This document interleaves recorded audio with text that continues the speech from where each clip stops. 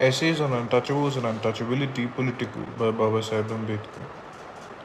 Chapter 1 2.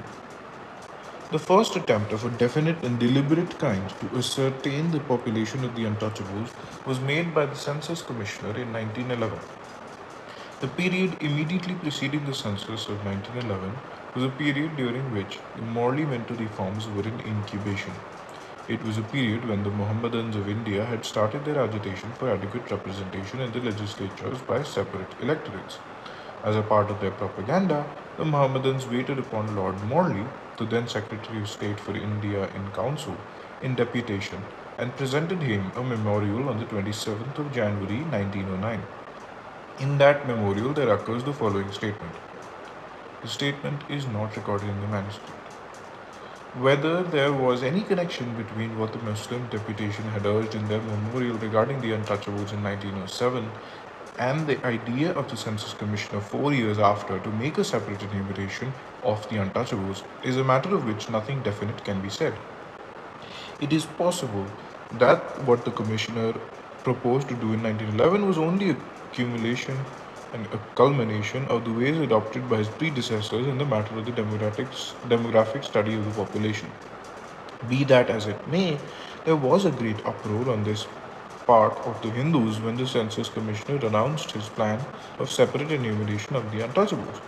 It was said that this attempt of Muslimans and the British government was a conspiracy, and the Census Commissioner was in it to divide and weaken the Hindu community. It was alleged that what was behind this move was not a genuine desire to know the population of the untouchables, but the desire to break up the solidarity of the Hindu community by separating the untouchables from the touchables. Many protest meetings were held all over the country by the Hindus and condemned in the strongest terms this plan of the Census Commissioner. The commissioner, however, undaunted by this storm of protest, decided to carry out his plan. The procedure adopted by him for a separate enumeration was, of course, a novel one. The census superintendents for different provinces were instructed by the census commissioner to make separate enumeration of castes and tribes classed as Hindus but who did not conform to certain standards or who were subject to certain disabilities.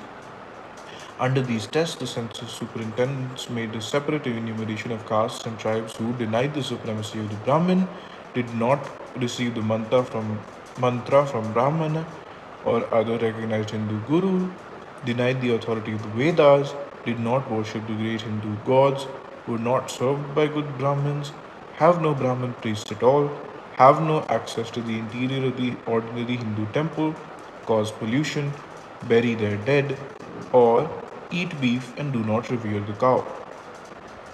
The investigation conducted by the Census Commissioner left no room for guessing, for he found as a fact what the population of the untouchables was. The table below gives the population of the untouchables province by province as found by the Census Commissioner of 1911. Province, total population in millions, total population of depressed classes in millions, total seats, and seats for the depressed classes. Madras 39.8, 6.3, 122. Bombay 19.5.6, 113, 1. Bengal 45, 9.9, 127, 1. United Provinces 47, 10, 120, 1. Punjab 19.5, 1.7, 85, not given. Bihar and Odisha 32.4, 9.3, 100, 1. Central Provinces 12, 3.7, 72, 1. Assam 6.3, 54, not given. Total 221.2, 41.9, 791, 7. An outsider might not realize the significance and the bearing of these tests. They might ask what all this has got to do with untouchability. But he will realize the significance and the bearing on the question of ascertaining the population of the untouchables.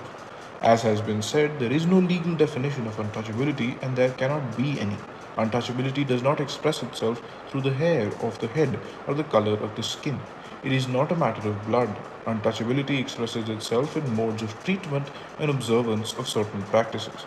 An untouchable is a person who is treated in a certain way by the Hindus and who follows certain practices which are different from the Hindus. There are definite ways in which the Hindus treat the untouchables on social matters.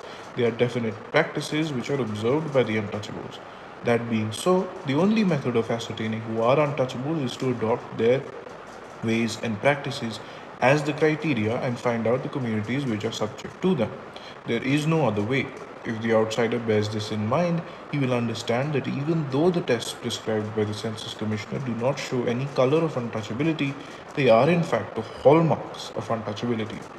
That being so, there can be in no manner of doubt that the procedure was proper and the tests were correct.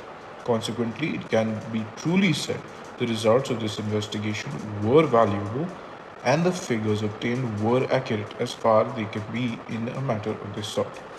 The end.